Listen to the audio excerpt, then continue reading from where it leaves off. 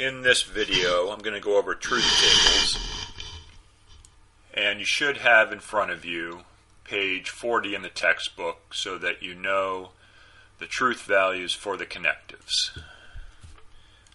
So if you know that, then the next step is to be able to figure out the truth value for a sentence like this one.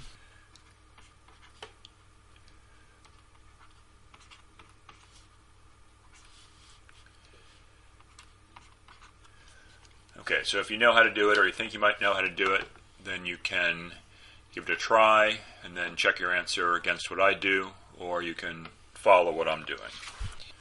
So first, to make our table, we need to assign values to the letters P and Q.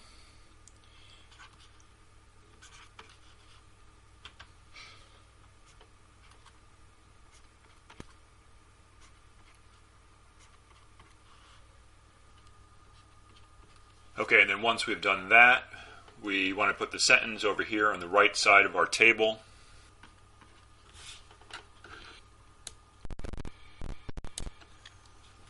Okay, and then we want to go through and assign for each, basically each connective, each part of our sentence, the truth value. So we start with the not P. And so if these are the truth values for P, the different options, true, true, false, and false, then not P is going to be false, false, true, and true. And then I'm just going to copy down Q. So these are the possible truth values for Q, true, false, and so I'll just put them over here. I'm just copying them directly. I'll put them in brown.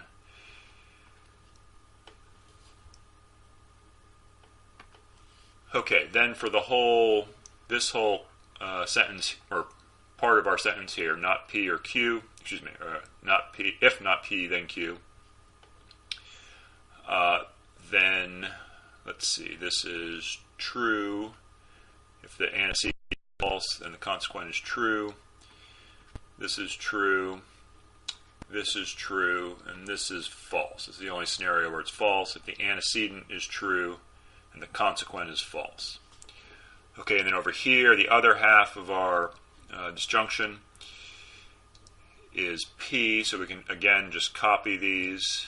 It's going to be the same as what we have over here.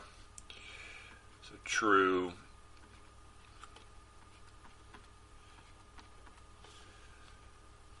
Okay, so to figure out the truth value for the whole sentence, this whole guy, we need to look at this, these truth values over here, true, true, true, and false, and these truth values over here. Okay, so this is a OR. So if both sides are true, the whole sentence is true. If both are true, true. If this is true and this is false, it's still true. Both are false, then the whole sentence is false. Okay, so this one here we call the main connective, and the main connective tells us the truth values for our sentence. So if P and Q are both true, then the whole thing is true. If P is true and F is false, the whole thing is true. If P is false and Q is true, the whole thing is true. And if both of them are false, then the whole thing is false.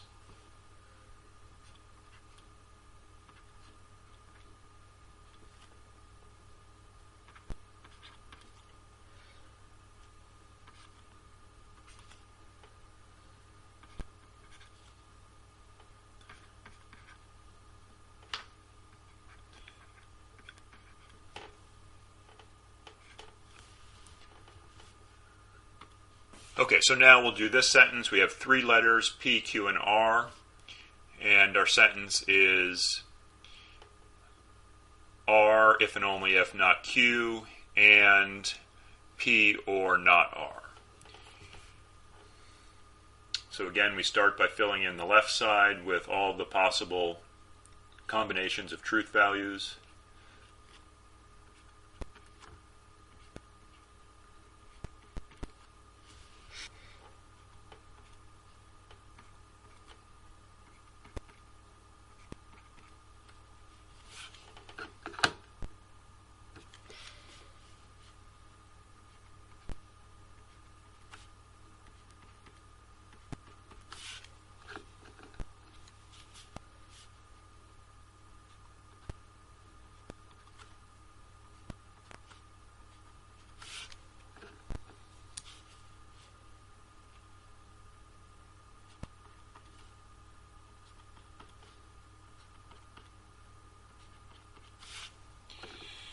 Okay, now, first we're going to do R.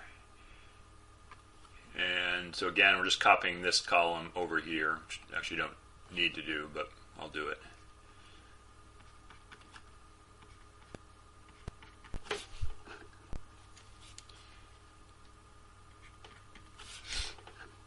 Okay, then for not Q, we're just flipping basically what we have in this column here. So false, false, true, and true.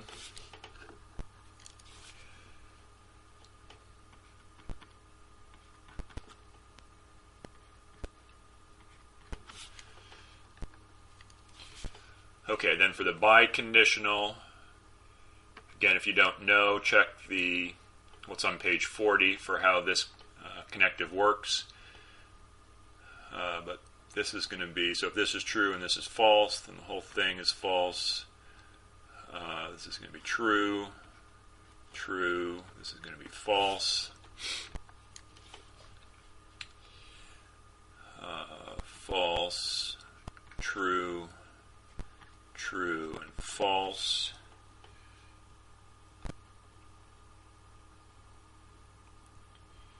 Let me just double check this. Alright, looks okay. Now over here, again we can just copy the farthest left column right underneath the P so we have it.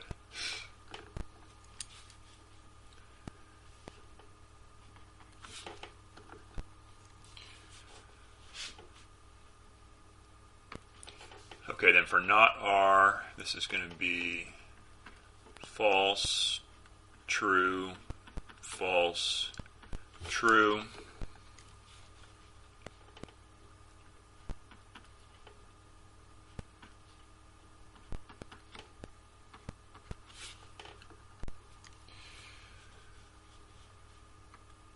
Okay, then for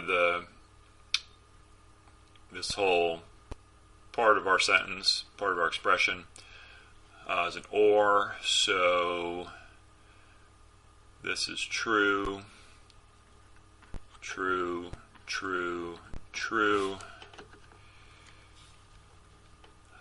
Both sides are false, that makes that false. This will be false, and these other ones will be true. Okay, now for our main connective. So for the whole sentence, what's under the ampersand determines the truth values for the sentence. So, okay, so we're looking at those two columns. What do we have here? And so that means that both sides have to be true. So I'm going to look for those first, just for make sure I don't make any mistakes. Okay, so it's just those three, and that means the rest are all false.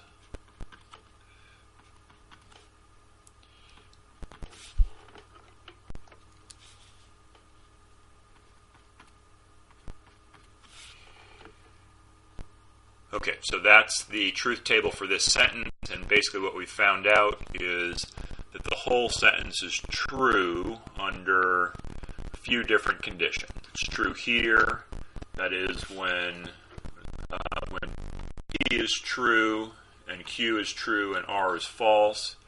It's also true here when P is false, Q is true, and F is false, or R is false. Did I say that right? True, false, true. No. Say that again. False, true, false. And then it's also true. Oh, I skipped one up here. It's also true when we've got, oh, here, true, false, true. All right, so those three scenarios, when our letters P, Q, and R have those values, the whole sentence will be true. Otherwise, the whole sentence is false. Okay, we'll do one more. Okay, now I want to show you the truth table for a sequent. That is, when we have one or more premises. So these are our premises, just as if we were doing a normal proof, but we're going to do a truth table. So those are our premises, and this is our conclusion. So to make a truth table for this, we begin the same way with the letters we're going to use.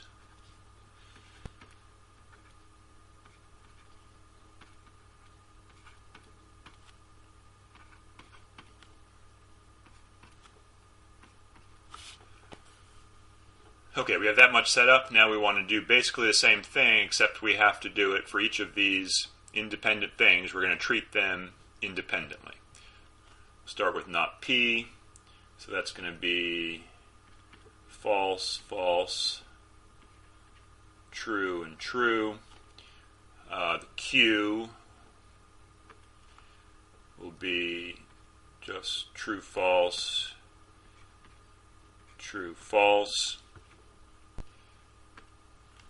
And then the whole thing, this whole expression is going to be false here and otherwise true.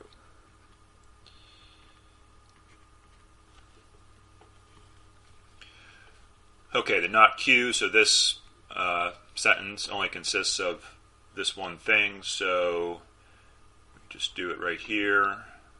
False, true, false, and true. And then the P, that's its own sentence just by itself, so that's just straight copying from the far left.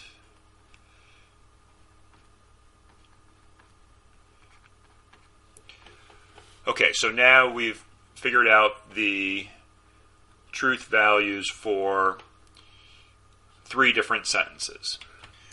So now what we want to know, when we have a truth table for a sequent, our question is the sequent valid?